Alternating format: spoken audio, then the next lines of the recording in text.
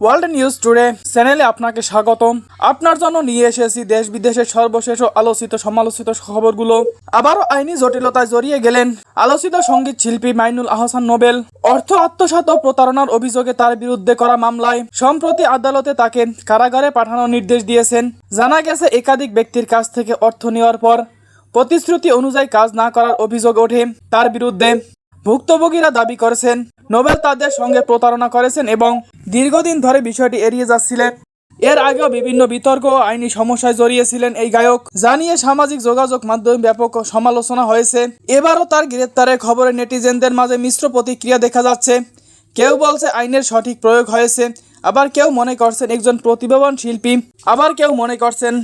প্রতিভাবান শিল্পীর এমন পতন সত্যি হতাশাজনক। পরিস্থিতি কোথায় গিয়ে দাঁড়ায় এখন সেটাই দেখার বিষয়। সব সময় সবচেয়ে নির্ভরযোগ্য খবর পেতে ওয়ার্ল্ড নিউজ টুডে চ্যানেলটিকে লাইক, কমেন্ট এবং সাবস্ক্রাইব করে আমাদের পাশেই থাকুন।